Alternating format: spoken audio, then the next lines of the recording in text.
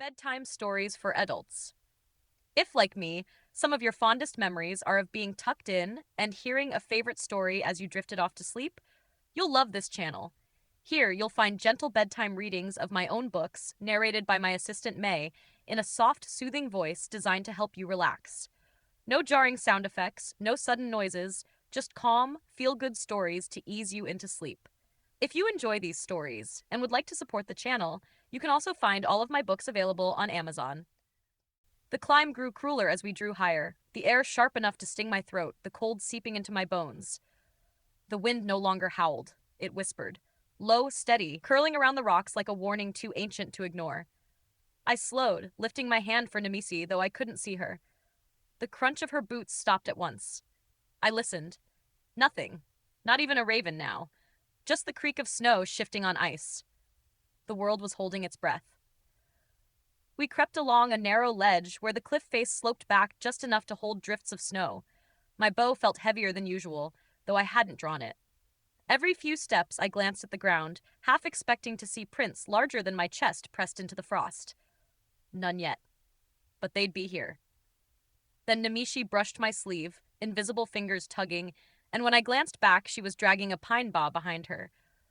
The wide swath of needles wiped away her prints, scattering her scent into the drift. Smart girl. I gave the air a faint nod of approval, though she couldn't see the grin tugging at the corner of my mouth. The trail bent, hugging the cliff, and when we came around it, the land opened into a frozen basin of stone and ice. There, halfway up the far wall, yawned the cave. Its mouth was black, jagged, like a wound in the mountain's side. Snow feathered down from the overhang above, but none lay on the ledge just inside. That place was alive. I froze. 20 yards, maybe less. Close enough that I swore I felt heat pushing out against the cold, heavy breaths rolling like fog I couldn't quite see. The hairs on my neck stood, and I pressed a hand to the stone wall, grounding myself. The silence was wrong. A silence that weighed on you, that pressed into your chest until your own heartbeat sounded too loud. I turned my head slightly, speaking no louder than a breath. Stay behind me. Cloak tight. Nimicie's hand brushed mine once in answer, then vanished again as she melted back into nothing. Snow shifted somewhere inside the cave. A scrape like stone dragged against stone. My fingers closed around the bowstring without pulling it back. I wasn't sure if it was to steady my hands or to remind myself I was ready. We were here, at his door, and somewhere in the dark, Mangleclaw was waiting. "Oh, Dawn," Nimicie whispered, her voice barely trembling in the icy air. "I'm picking up his thoughts. Oh, so cruel, so raw." She pressed a hand to her mouth, shuddering. "Oh, ugh! The smell? Dawn, I can smell it. All the blood, the shit, the sickly sweet mangled rotting bodies. Oh, Dawn, oh, Blag." A stream of sickness came out of nowhere, splattering into the snow, then again another stream. "Are you okay?" I whispered, panic rising. "We'll be so sorry," came her voice, faint and broken. "Well then, come on. He's sure to smell that soon, if he didn't hear it already. Let's move." We quickly but quietly shifted to a tree about 5 yards closer. Nimicie had dropped the branch she'd been dragging, and now her boot prints and her scent mingled in the air with mine. The snow crunched beneath us, each step sounding like a crack of thunder in the silence. Then he came. The great bear lumbered out of his cave, a mountain of white fur streaked with scars and filth. His head swung side to side, jaws parting as a low growl rumbled from his chest. He sniffed the air once, twice, then slammed his front paws into the snow. The ground shook beneath us, a dull boom rolling across the mountain as if the stone itself had groaned. My heart seized in my chest. Quickly, I yanked Valdor's vial from my pouch and hurled it at the beast's feet. It struck the ice, but didn't break. The bear lowered his massive head, snorting at it, confusion in the gleam of his eye. Cursing under my breath, I knocked an arrow and let fly. The shot struck true. The vial shattered, bursting into a mighty green cloud that curled up and over the bear like smoke from a cauldron. The gas, a sleeping potion strong enough to drop a herd of oxen, only staggered him. His massive head swayed. He looked drunk, but his eyes locked on me, sharp and furious. Fumbling for a Saren sleeping arrow, I barely had time to breathe before he lunged, snow exploding beneath his paws. My fingers found the arrow. I knocked it, but my bowstring caught on the thick buckskin sleeve, jerking the shot. The arrow tumbled uselessly into the snow 3 feet in front of me. The beast was almost on me. I dove, snatched the arrow, and turned on my back, bow raised to fire. Above me, the full weight of Mangleclaw came down, a wall of fur and teeth and rage, blotting out the sky. But before I could release, a green plume of magic streaked through the air and struck him. A net burst open, glowing and alive, wrapping around him as he fell. The netted thrashing monster crashed down 3 feet behind me, close enough that one claw raked across my back. Even through double-stitched buckskins, through the layer beneath, his talons carved deep, a half-inch into my flesh. Fire shot up my spine as I rose to my knees, screaming in pain. "Move, Dawn!" a voice cried, sharp as thunder. Nimicie's voice. "Move, Dawn? I don't care. I'll shoot with you there or not. Move!" Every nerve in my body blazed, but I staggered up and hurled myself toward a tree on my left, the bark tearing at my hands as I clung for cover. A heartbeat later, a great plume of blue cloud engulfed the bear. He roared, shredding at the net with his claws, writhing, thrashing, the ground shivering with every blow. The sound tore through the mountains, rage and agony all at once. Then silence. I stumbled upright, every muscle burning, terror gripping my chest. My fiancé, my Nimicie, had loosed the final strike. My best friend, my brother-in-arms from another life? Was he gone? I staggered forward. The massive body lay still, my throat closed. Then, a breath. A deep, shuddering inhale, fog rolling from his nostrils into the frozen air. Alive. Mangleclaw was alive, and motionless in the net. "Useless pieces of shit, uncle!" I screamed, mad as fuck, yanking off the torn buckskins and throwing them to the ground, kicking them across the snow. The cold bit at my skin, but I barely noticed, my blood boiling hotter than any forge fire. Nimicie stormed toward me, hood off, cloak still on, nothing but a floating, furious head bobbing against the bleak mountain snow. Her voice cut like steel. "That's your friend, Dawn? That's your fucking friend? He literally scared the shit out of me. I have shit running down my leg, Dawn." Even with her rage blazing and her face red, I couldn't help it. A grin cracked across my face. "Take off the cloak. I'm not marrying a head with no body." She ripped the cloak off and hurled it into the snow, where it vanished. "Oh shit!" she gasped. "Well, now you'll have a wife with a body and no head." Dropping to her knees, she clawed at the snow, hands searching for the cloak like a madwoman. I knelt beside Mangleclaw, my fury cooling as my palm pressed to his side. The great beast twitched under my touch, muscle shifting beneath scarred fur. He was alive. Gods, he was alive. Nimicie's bowstring creaked. She had another arrow already drawn, eyes blazing. "Don't shoot him with a normal arrow," I said, half laughing, half pleading. "You'll just piss him off. Find that cloak." "I stink. I'm full of shit and puke, and now I'm going to lose my head," she snapped, her voice sharp enough to echo through the trees. "Got it!" she cried at last, clutching the cloak in her hands. She balled it up and stuffed it into her rider's pouch with a hard shove. Then she spun on her heel, fury trailing her like a storm. "I'm going back down to the camp to take a bath, and I very well may not come back," she shouted, stomping down the trail, her angry footsteps cracking through the snow, and then she was gone, her curses fading into the mountain wind. The mountain seemed to hold its breath after Nimicie stormed off, her voice still echoing in my ears. Only the wind dared to move, whispering through the pines, sharp and cold. Mangleclaw's body shifted under the net, muscles straining, cords of power twitching against the glowing green weave. His eyes cracked open. Not drowsy, not dazed, wide awake and burning with hate. They fixed on me, yellow fire beneath heavy lids, and I knew right then Valdor's draught hadn't sent him to sleep at all. It had only locked his body down, left him awake inside the prison of his own flesh. A groan rolled up from his chest, low, guttural, like stone tearing from stone. He wanted me dead. Every inch of him screamed it. I could feel it in the air, smell it in the hot stench of his breath. Still, I knelt. My hand trembled as I laid it against his side, fur bristling, skin hot under the scars. The rumble grew louder, vibrating through my palm, but the net held. "I know you're in there," I said, my voice low, rough. "I know you hate me. You want to tear me in half, and maybe you will. But I didn't come here to kill you. I came here to save you." Again. His eyes narrowed, the fury in them undimmed. He could hear me. I felt it. But the curse held him like chains, forcing him to relive every dwarf he'd slaughtered, every cry, every blade, every last nightmare. His jaws worked, teeth grinding as if he could bite through the spell itself. I leaned closer, close enough to smell the rot clinging to his breath, and whispered, "You're not alone, Chili. Not this time. I'll stay until you know me again. I'll fight through it with you."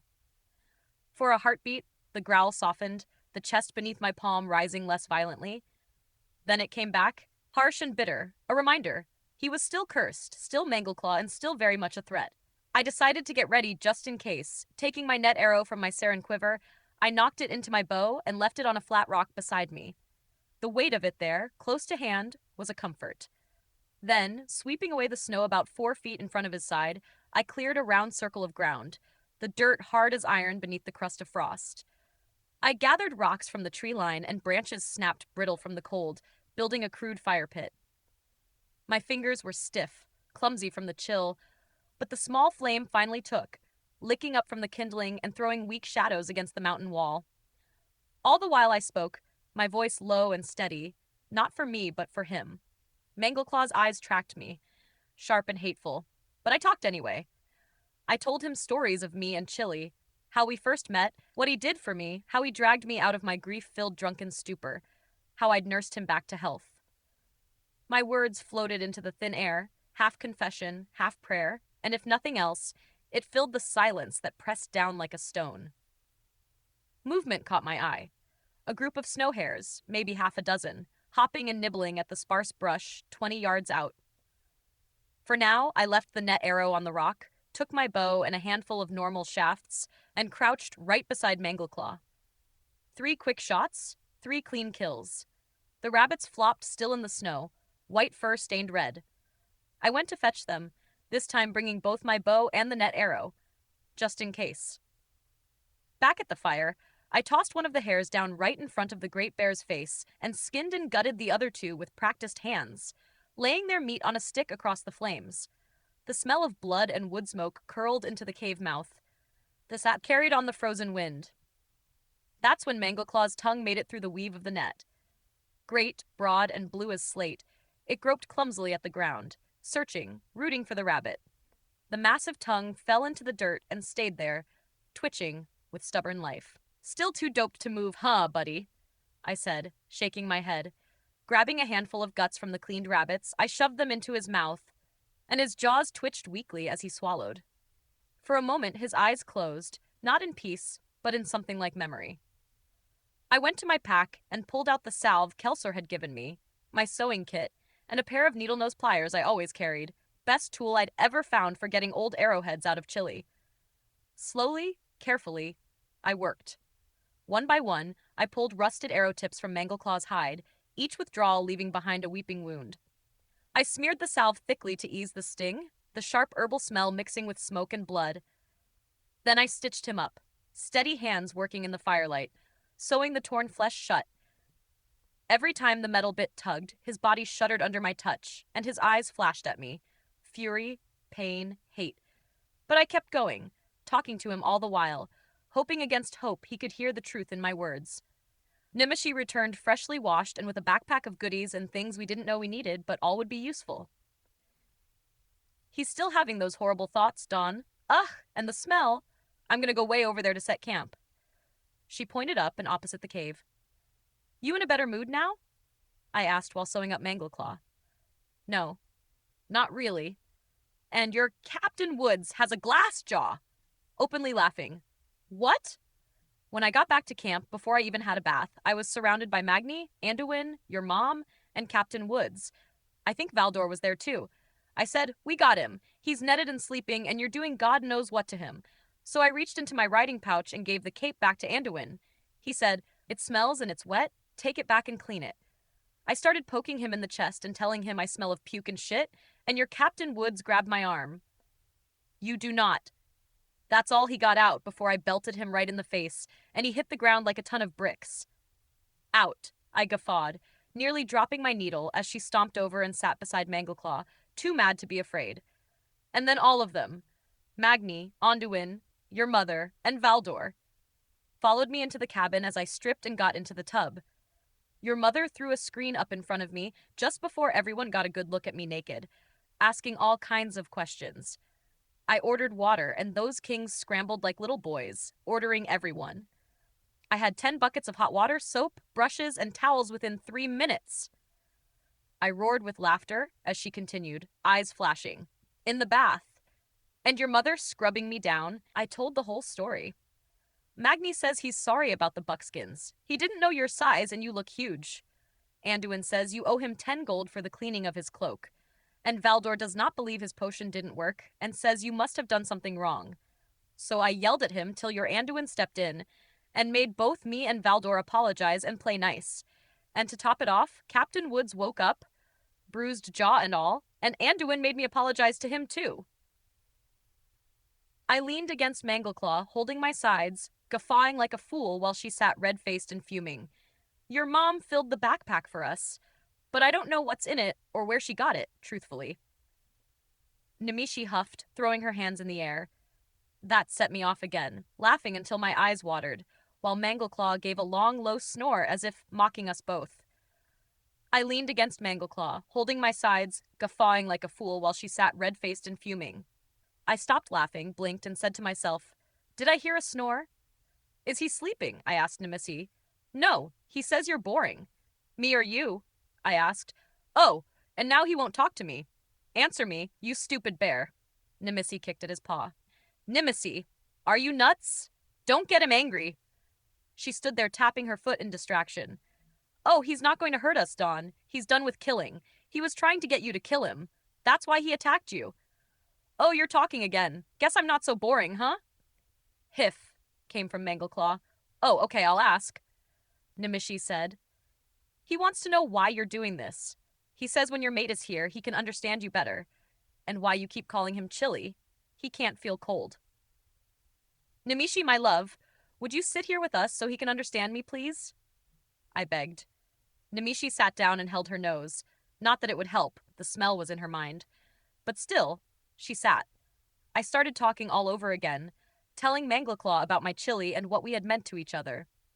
The pains we went through together, the joy, the laughter, the hunts, all of it. Mangleclaw huffed again, and Nimicie said, He asked again why you call him chilly. Would you be likened to hear the story? I started. Nimicie balled her fist at me. Donald Jonathan Zart, if I hear any more dwarf today. I held up my hands. Okay. I stopped, stood up, and started thinking. What's different? He should have been snoring hours ago. I said aloud, Why am I not lifting the curse? I'm half dwarf. It worked before. Hiff! A muffled yowl rumbled from Mangleclaw's chest. Nimicie pressed her fingers to her temple, her voice hushed but steady. He says it's the net. It's not working, if it ever would, because you face no danger.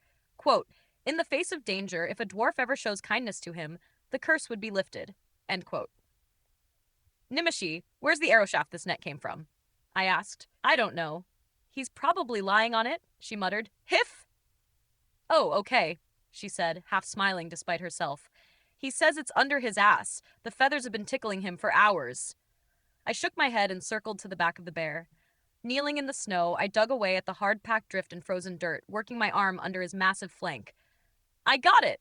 I yelled, yanking the broken shaft free and holding it up. But no instructions on how to get the net off. Let me see it? Nimicie asked, stepping close. She turned it over in her hands, tracing the faint markings carved along the shaft. Hush up, you! She suddenly snapped, glaring down at the bear. What? I asked, confused. He says his ass is itchy now since you pulled it out, she said, rolling her eyes. Despite everything, I chuckled and leaned in. No words, Dawn, but what do these arrows mean? She pointed to either end of the shaft. I took the arrow back, then reached for her hand. Together, we knelt beside Mangleclaw. My voice dropped low. Okay, buddy, I'm going to try and release you now. And if you kill us, you're going to be up here with those thoughts a very, very long time. Nimicie stepped back 5 or 6 yards, bow raised, another net arrow already knocked. Her eyes never left the beast. Mangleclaw blinked at me. Once, twice, slow and deliberate. I'll take that, as you're not going to hurt us, I whispered. With steady hands, I turned the arrow shaft around and tapped it against the glowing strands of the net. The etched symbols flared, the broken head reshaping itself as the net grew thinner and thinner until at last it vanished like smoke on the wind. Mangleclaw rolled heavily onto his side, free at last. Snow cascaded off his massive shoulders. Nimicie broke into laughter, her voice carrying bright in the cold air. Dawn, would you please scratch his ass for him? Still laughing, I reached both hands over and scratched his thick hide. The bear rumbled, then loosed a thunderous, earth-shaking snore that rattled through my bones. Was that it? Did it work? I asked, hope tugging at the corners of my smile. Nimicie lowered her bow, relief washing over her face. Well, the images are gone. And thank God, so is the smell. And he's asleep. She grinned, her hands spreading wide. Yes! I shouted, leaping to my feet. Shh! Nimicie hissed, half laughing, half scolding, as the mountain seemed to settle into silence around us. The cursed beast, Mangleclaw, slept at last. Bedtime stories for adults. If, like me, some of your fondest memories are of being tucked in and hearing a favorite story as you drifted off to sleep, you'll love this channel. Here, you'll find gentle bedtime readings of my own books, narrated by my assistant May, in a soft, soothing voice designed to help you relax.